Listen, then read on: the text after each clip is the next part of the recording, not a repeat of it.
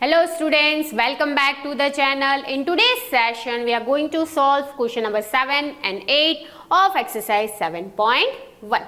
So let's start. Question number 7.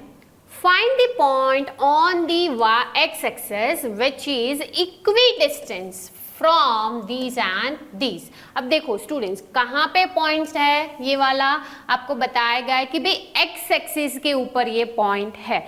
That means कि भाई अगर हम ये ग्राफ बनाए, ठीक है, ये है आपकी वाई एक्सिस और ये बन जाएगी आपकी एक्स एक्सिस.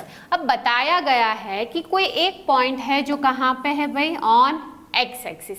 अगर कोई पॉइंट एक्स एक्सिस पे हो और उसके अगर हमें कोऑर्डिनेट्स लिखने हो, सपोज ये पॉइंट ए है फॉर एन एग्जाम्पल, अगर एक्स एक्सिस पे है इसका ये मतलब है कि यहाँ पे तो कोई नंबर होगा ही होगा, राइट.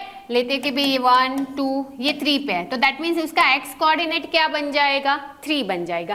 बट क्या इसका वाई कोऑर्डिनेट क्या होगा, क्योंकि वो वाई एक्सिस पे तो वाई एक्सिस है तो उसका कोई मेजरमेंट ही हमें नहीं मिल रहा है, ठीक है. तो दैट मीन्स कि उसका वाई कोऑर्डिनेट क्या होगा स्टूडेंट्स, 0 होगा. तो हमेशा याद रखो, अगर कोई भी पॉइंट है जो पर्टिकुलर एक्सिस पे है वो एक्सिस का कोऑर्डिनेट होगा और जो दूसरा एक्सिस होगा उसका नहीं होगा. मतलब क्या, देखो अगर कोई पॉइंट बोला है एक्स एक्सिस पे है, दैट मीन्स कि उसके कोऑर्डिनेट्स होंगे x 0, उसका y कोऑर्डिनेट क्या होगा, 0 होगा. अगर बताया गया है कि भाई y एक्सिस के ऊपर पॉइंट है तो क्या होगा, तो x कोऑर्डिनेट 0 होगा और y कोऑर्डिनेट कोई नंबर होगा, राइट.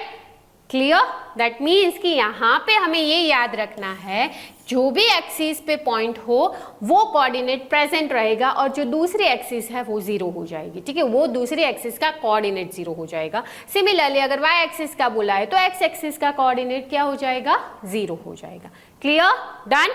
चलो अब क्वेश्चन सॉल्व करते हैं, क्या दिया है हमें.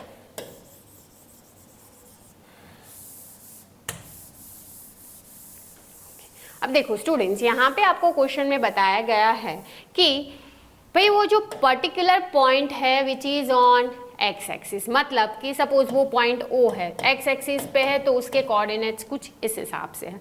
X axis x coordinate x है, y तो 0 ही है.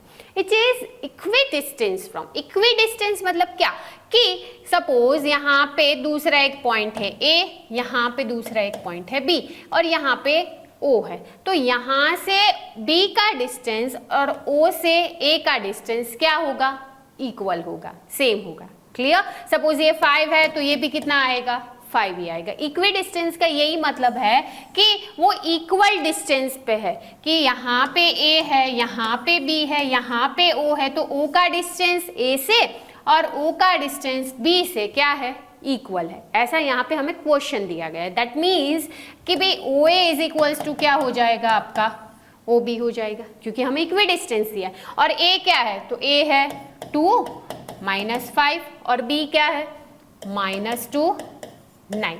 तो क्या करना है, हमें O के कोऑर्डिनेट्स को ढूंढना है. दैट मीन्स हमें क्या ढूंढना है, यहाँ पे x को ढूंढना है. Clear, done. चलो अब यहाँ पे हम क्या करेंगे, सबसे पहले OA को फाइंड आउट कर लेते हैं कि भाई OA क्या है हमारा. तो OA is equals to under root of. अब OA के लिए क्या करेंगे, हम O और A के कोऑर्डिनेट्स को ध्यान में रखेंगे.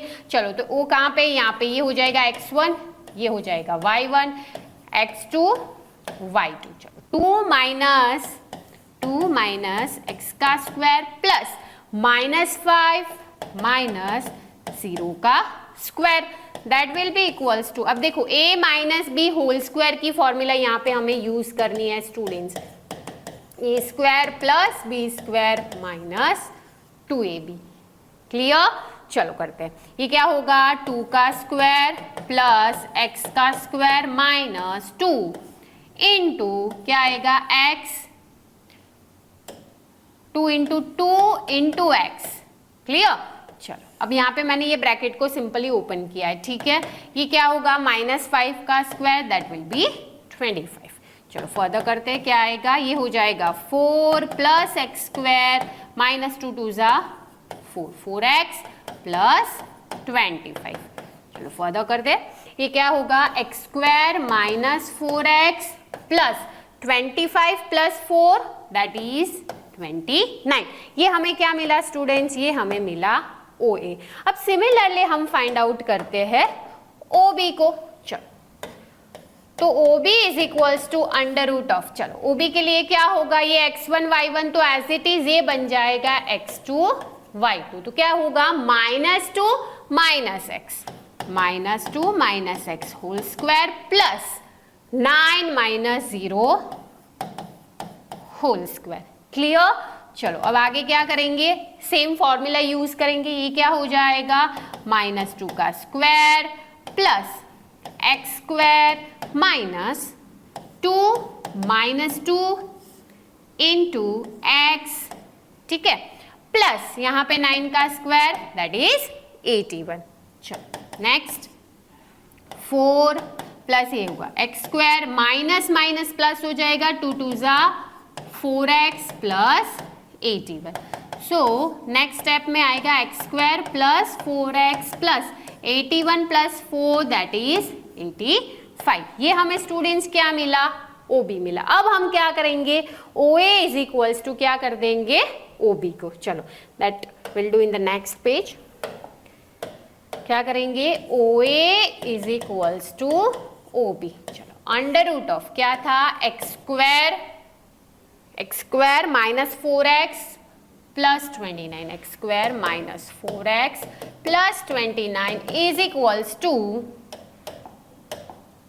Equals to under root of x square plus 4x plus 85 plus 4x plus 85। चलो यहाँ पे क्या होगा, रूट निकल जाएगा दोनों साइड से, राइट।